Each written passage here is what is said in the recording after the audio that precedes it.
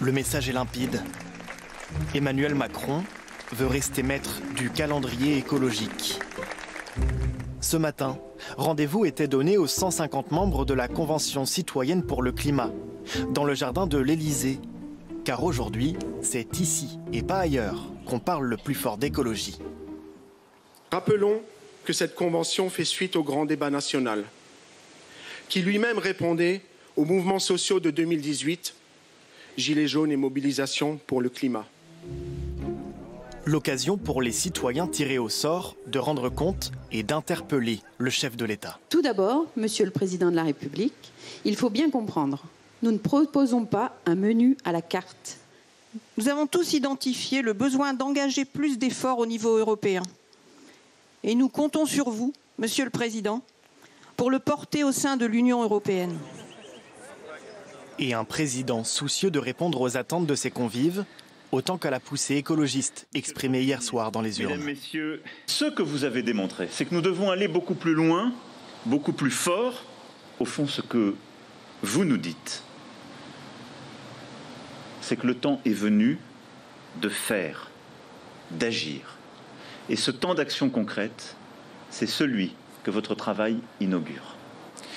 C'est un projet cohérent pour mieux vivre, un projet humaniste auquel j'adhère. Emmanuel Macron chantre d'une écologie pragmatique qui veut aller vite pour rester maître des horloges.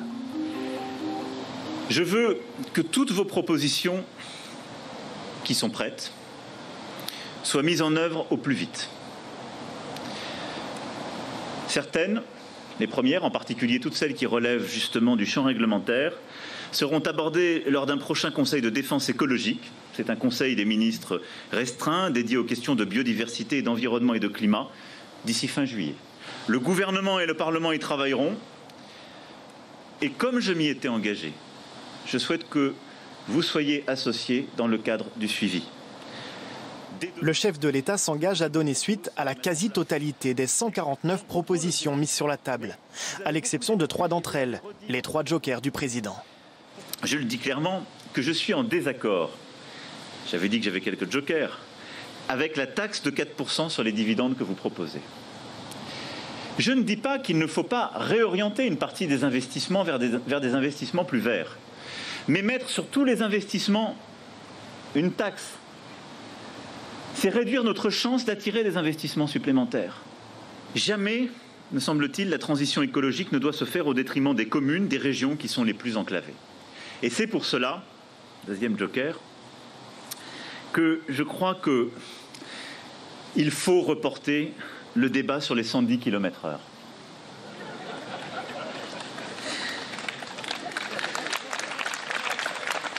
Je formule cette proposition en spécialiste. Parce que j'ai présenté beaucoup de grands plans, très ambitieux, avec beaucoup de choses formidables, qui ont parfois été résumés à une mesure ou une petite phrase. Et ce serait profondément injuste que tout votre travail soit résumé à cette proposition. Dernier veto du président, la révision du préambule de la Constitution qui plaçait la protection de l'environnement au-dessus des libertés publiques. Pas question pour autant d'apparaître timoré face aux nouvelles aspirations écolo de la population. Le chef de l'État propose d'engager non pas un, mais 2 référendums sur l'environnement d'ici la fin de l'année prochaine.